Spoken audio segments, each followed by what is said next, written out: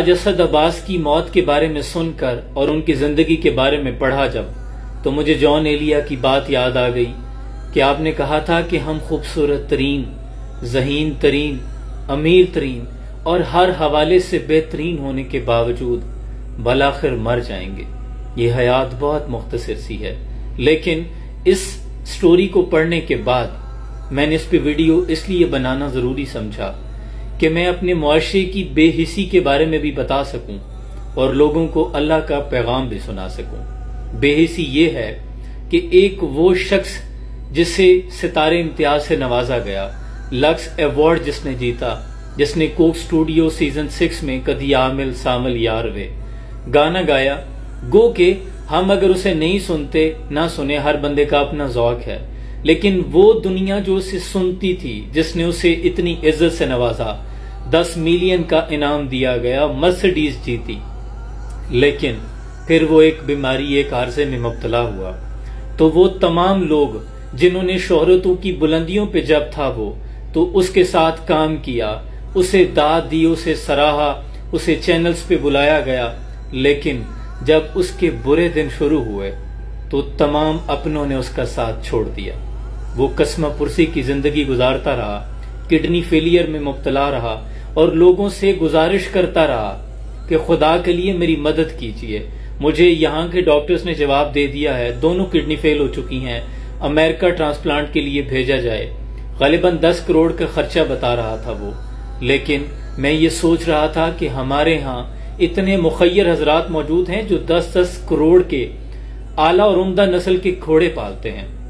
यहाँ अपने सियासी लीडरान को खुश करने के लिए 50-50 करोड़ एक जलसे पे खर्च आ जाता है, लेकिन बेहिसी की तस्वीर बना मुआशरा सिर्फ उसकी बीमारी को सुनता रहा, देखता रहा और इग्नोर करता रहा। यहाँ तक कि उसने तमाम जो असर रसूख वाली शख्सियात थी उनसे राब्ता भी किया, लेकिन किसी ने उसकी दाद रसी नहीं की। और दूसरा बहुत बड़ा पैगाम इस मौत से ये भी है कि आखिर हमें अपने रब की तरफ लौटना है। ये दुनिया की चकाचौंध चांदनी 4 दिन की है और उसके बाद हमारा रब और हम उसके सामने खड़े होंगे, हमने जवाब देना है। खलकल मौत वल हयाता लियब्लुवकुम अय्युकुम अहसनु अमला। है इंसान, हमने मौत और जिंदगी को खलक ही इसलिए किया है, देख सके कौन है जो तुम में से सालेह अमाल करता है। अल्लाह ने जिंदगी से पहले मौत का जिक्र किया है।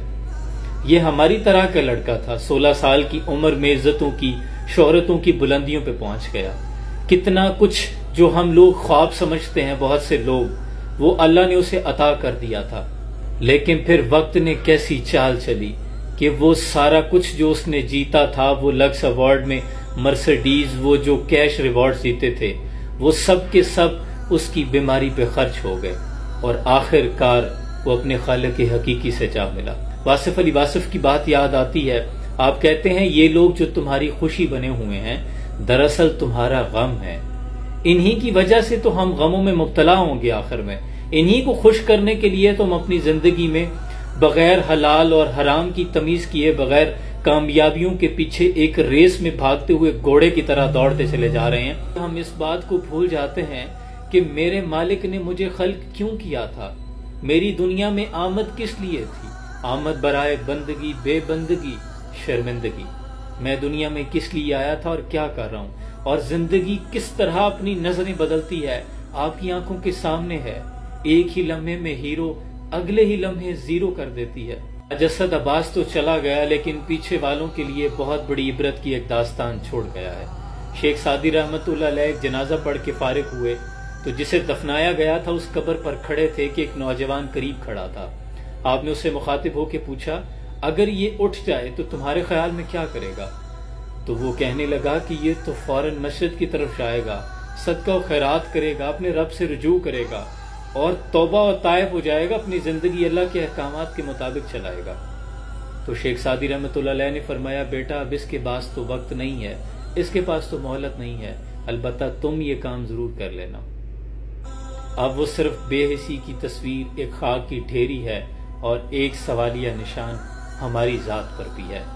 न किसी की आंख का नूर हूँ, न किसी के दिल का करार हूँ, जो किसी के काम ना आ सके मैं वो एक मुश्ते गुबार हूँ। कोई चार फूल लाए क्यों, कोई ला के चादर चढ़ाए क्यों, कि मैं वो बेकसी का मजार हूँ। अब सिवाय बेकसी के मजार की कुछ नहीं है। बर मजारे माँ गरीबा, ना चरागे ना गुले, ना परे परवाना सोजन, ना सदाए बुलबुले। अब ना तो यहाँ चराग जलेंगे और ना बुलबुलें चहचहाएंगी, और ना कोई अपना प्यारा ला के कोई फूल ही बरसाएगा।